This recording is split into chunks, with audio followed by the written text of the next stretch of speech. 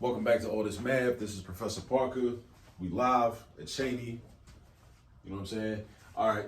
So we're going to find the equation. We'll do some calculus right now. We'll find the equation of the tangent line at the given point. All right. So this is our curve or our function, and this is the given point, -4 1/3. Right. So we want to find the tangent line. Well, tangent line is a line that touches a curve at exactly one point. Like it just barely touches it. It like grazes it. You know what I'm saying? Like, so, but we want to find the equation of that line, right? So we'll know where that line is. All right. So, check this out. First step, find the derivative of this function. Find the derivative. Now this function is a quotient or a fraction. So what we need to do is we need to use the quotient rule. Now, when I use the quotient rule, what I like to do is I like to identify my numerator as an expression and my denominator as an expression, and then take the derivatives of each of those because we're going to end up needing to do that anyway. So I just like to organize my work. So what I'm going to do is I'm going to call the numerator function f, and I'm going to call the denominator function g. So I got f, which equals 3, and I got g, which equals x squared minus 25. And then slide over here, I got f prime, which is 0, because the derivative of a constant, and 3 is a constant, is always 0. See, it's just a bunch of rules that you gotta memorize. All right, and then we got g prime, which is 2x. Why is it 2x? Because we use the power rule for x squared, swing the 2 in front of the x, and then do 2 minus 1 to get your new exponent. So you always subtract 1 from your original exponent to get your new exponent when you take the derivative using the power rule. All right, so that's how we get 2x to the first power. Of course, you don't need to write the 1, right, when it's your exponent. And then what about the -25? You might be wondering. Well, what's the derivative of a constant? Same thing as up here. The derivative of 3 was 0, so the derivative of -25 is also 0, right? So that's just 2x. So 2x plus 0, you don't gotta write the plus 0. It's just 2x. All right. So now dig this. This is the next part is what I call the Malcolm X method, right? The Malcolm X method for using the quotient rule in calculus. So dig this, right? So we got to do basically, we take the denominator times the derivative of the numerator minus the numerator times the derivative of the denominator. So I go into X formation, right? Denominator times the derivative of the numerator. Boom. That's one part of the X. And then I take the numerator, multiply that by the derivative of the denominator. All right. Also, some people might call that low D high. D stands for derivative. Low D high minus high D low. Low is the denominator. High is the numerator. High is on top. Low is on the bottom. Low D high minus high D low. That's your numerator in your derived function. All right. So what I'm going to do is this. I'm going to set it up. It's going to be, x squared minus 25 times this, which is 0, and then I minus, and then I got 3 times 2. I keep making that mistake. I made another video where I made the same mistake. This should not be a 3. I'm tripping. I must have had a long day. This should not be a 3 because this fraction is a negative. This whole fraction is negative.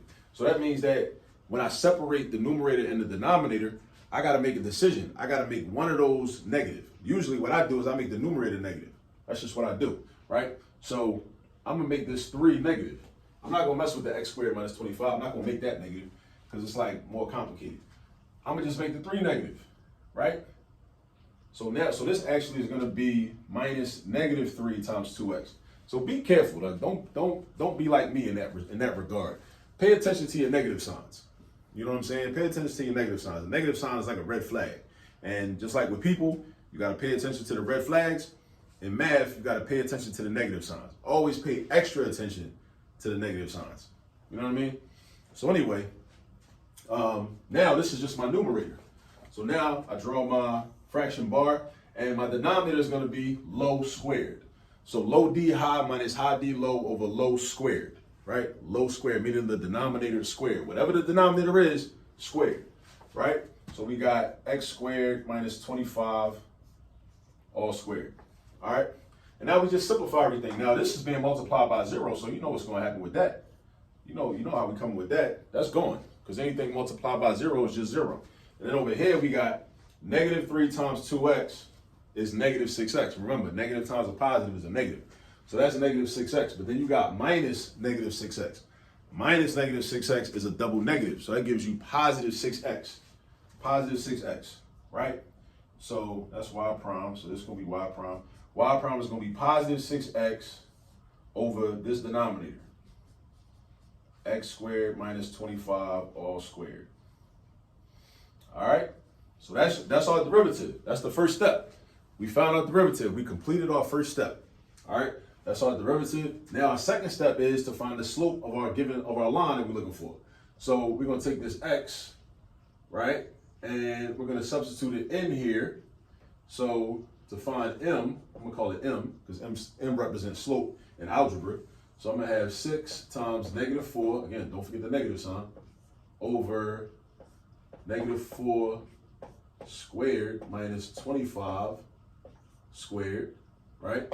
So now we just simplify this. 6 times negative 4, not positive 24, it's negative 24, right?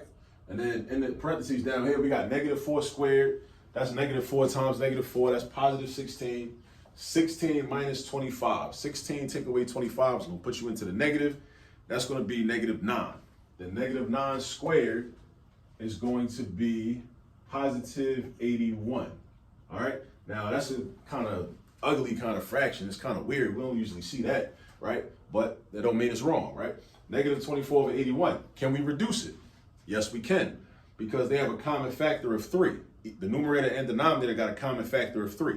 They both do. So I'm going to divide this by 3, and I'm going to divide this by 3, which gives me negative 8 over 27. Negative 8 over 27. So that's my slope. That's the slope of the line that I'm looking for. That's the slope of the line that I'm looking for, right? Negative 8 over 27. That's our second step we just completed. Now we're on to our third and final step, right, to find our equation. So now we're going to do, I'm going to use the point slope form. Y minus y1 equals m times x minus x1. That's the point slope form. And I'm going to plug in values for y1, m, and x1. That's my x1, that's my y1, that's my m. That's my x1, that's my y1, that's my m. And you do all these problems the same way. Like, it don't really change. You do all these problems the same way. When you have to find the equation of a tangent line at a given point, you do it the same way. So we got y minus 1/3 is equal to negative 8 over 27 times x minus negative 4. Don't forget the negative sign.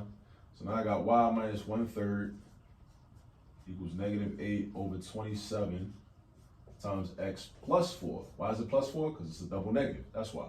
All right. So now I got y minus 1/3, and then I'm going to distribute this negative 8 over 27.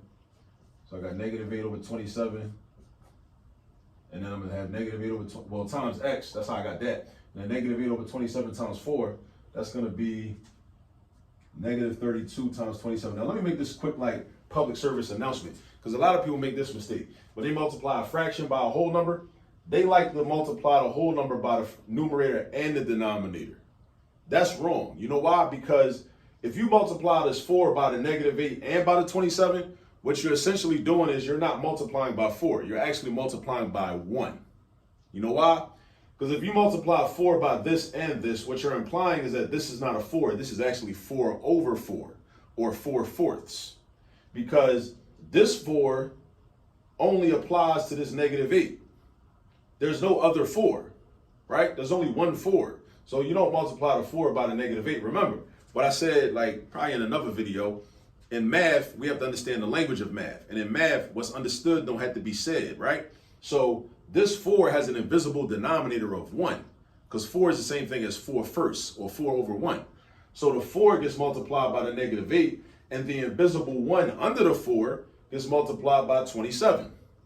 But we don't need to write the 1 under the 4. But you got to know, it's your responsibility as a math student to recognize and know that there's an invisible 1 underneath of the 4, which gets multiplied by this 27. So don't do 4 over 4, or don't do, because if you, so again, if you do 4 times both of these, what you're basically doing is multiplying this fraction by 4 over 4. And 4 over 4 is not 4. 4 divided by 4 is 1, Because whenever you got a fraction that's got the same numerator and denominator, the whole fraction is equal to 1. And we're not trying to multiply this by 1. We're trying to multiply this by 4. So, do yourself a favor. Whenever you multiply a fraction by a whole number, don't multiply the numerator and denominator by that whole number. Don't do that, because then you're not actually doing what you're instructed to do. You're not following the instructions in the problem. The problem is telling you, like right here, to multiply 4 times this fraction. It's not telling you to multiply the fraction by 4 over 4 or 1. It's not telling you to do that. So just keep that in mind. All right. So now that's how I got negative 32 over 27. Notice I didn't multiply 4 times 27. I multiplied 4 times negative 8. That's how I got negative 32 right there. So anyway, that concludes my rant.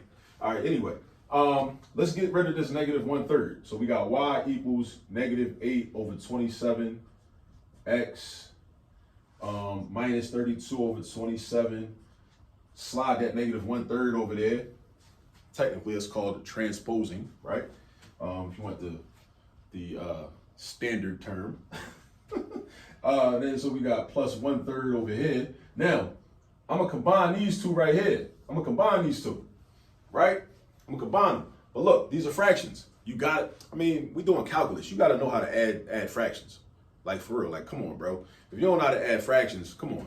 Like, I got a whole playlist on adding fractions, on fractions and mixed numbers that you can binge watch. I'm telling you, by the time you finish watching that, you're gonna be tight with adding fractions. You're gonna be nice. I'm telling you, if you're not already. So you need common denominators. This is 27, this is 3. The common denominator is 27, right? Common denominator is 27. So this 1/3 is gonna turn into 9/27. 9/27, right? Because 1/3 is the same thing as 9/27. We need an equivalent fraction that has the denominator of 27. So whenever you add and subtract the fractions, that's all you're really trying to do. You're trying to find an equivalent fraction that's got the same denominator as the other fraction already, or that has the denominator that they have in common, which is why we call it a common denominator. So negative 32 plus 9 is going to be, like, I could do 32 minus 9 and then just make sure my answer is negative. So 32 take away 9, I would do 32 take away 10. It's a little math trick. 32 take away 10 is 22, but then add 1, which gives you 23, right? So this is negative 23/27.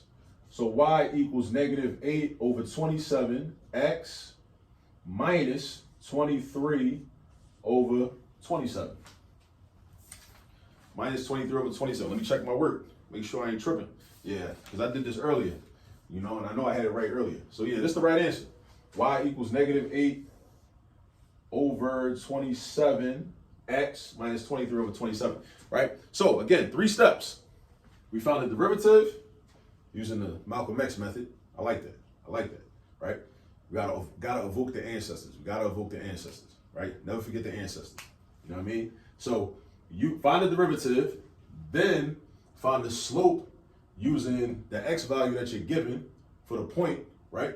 Where the tangent line is gonna hit the curve at, you're gonna hit this at, and then you find the equation using the slope and using the x value and y value. That's it. That's all we do. All right.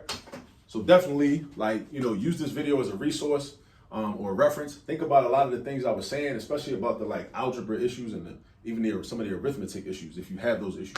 All right. So go get some practice. I'll see you in the next video.